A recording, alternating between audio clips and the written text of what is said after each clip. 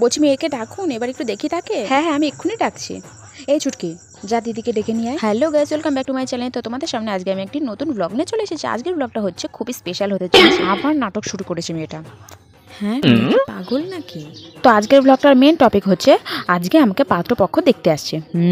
তো তোমরা জানো যে আমি মানে সাজগোজ করতে ভালোবাসি না।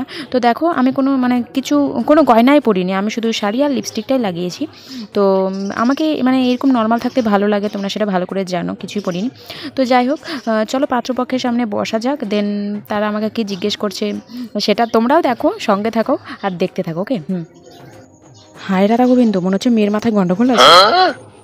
এই মেয়েটা তো আমার মান সম্মান জলে ধুয়ে দেবে। ইস ভগবান।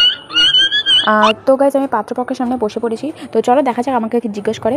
এই ছুটকি, বলছি আমার ক্যামেরাটা একটু ধরে দে না, একটু তুই ক্যামেরাটা করে দে না প্লিজ, দে না। ঠিক আছে। শর্ট ভিডিও করবি কিন্তু। ঠিক আছে দিদি। মা বলছি তোমার নামটা বলো। হ্যালো গাইজ, তো পাত্রপক্ষের মা আমার এখন নাম জিজ্ঞেস করছে। আমি জানি আমার নামটা উনি জানেন, তবুও জিজ্ঞেস করছে, বলতেই হবে। এ তো মেয়ে দেখছি পাগলই আছে। ভগবান, বিয়েটা না ভেঙে যায়। আমার নাম টিঙ্কু সরকার। মা তুমি কত ক্লাস পর্যন্ত পড়াশোনা করেছো? আমি গ্র্যাজুয়েশন কমপ্লিট করেছি। তো তুমি কি কি কাজ করতে পারো, মানে সংসারের কি কি কাজ করতে পারো সেটা বলো আমায়। আমি তো কি কাজ করতে পারি মানে আমি তো ভিডিও বানাতে পারি, ইনস্টাগ্রামে রিলস বানাতে পারি, এই তো। এই টিঙ্কু, কি হচ্ছেটা কি? চুপ কর একদম। কেন মা, তুমি তো জানো আমি শুধু ভিডিওই বানাতে পারি, আমি সারাদিন ভিডিওই বানাই, আমি কোনো কাজই করি না, আর করতেও পারি না আমি কাজ। তুমি তো জানো, বলো ওনাকে তো সত্যি কথাটাই বলতে হবে, বলো। সেই জন্য তো আমি সত্যি কথাটাই বললাম। বিয়ের পরে তো আমি কোনো কাজই করতে পারবো না মা, তুমি তো ভালো করেই জানো আমি কিছুই পারি না। বলছি যে এখনও ভিডিও বানাচ্ছে বানাক, কিন্তু বিয়ের পরে কিন্তু আমাদের বাড়িতে গিয়ে তুমি ভিডিও বানাতে পারবে না মা। হ্যাঁ, আমি বিয়ের পরে ভিডিও বানাতে পারবো না? আমি ইউটিউবের জন্য ভিডিও, ইনস্টাগ্রামের জন্য রিলস, আমি কিছু বানাতে পারবো না? কিন্তু কেন? না না দিদি, ও বিয়ের পরে একদমই ভিডিও বানাবে না, আপনি দেখবেন, কোনো চিন্তা করবেন না এটা নিয়ে। ও শুধু বিয়ের পরে মন দিয়ে সংসারটাই করবে, দেখবেন কোনো ভিডিও বানাবে না।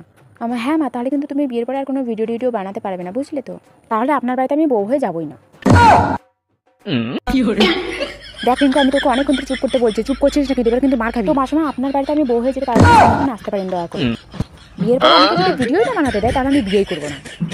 ঠিক আছে দিদি, তাহলে আপনার মেয়েকে আমার ছেলের বউ করে নিয়ে যাওয়াটা সম্ভব হবে না, বুঝলেন তো?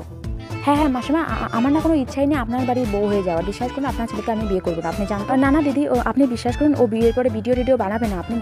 না না দিদি, আপনার মেয়েকে আমি বউ করে নিয়ে যেতে পারবো না। আসি। হ্যাঁ আসছি দিদি।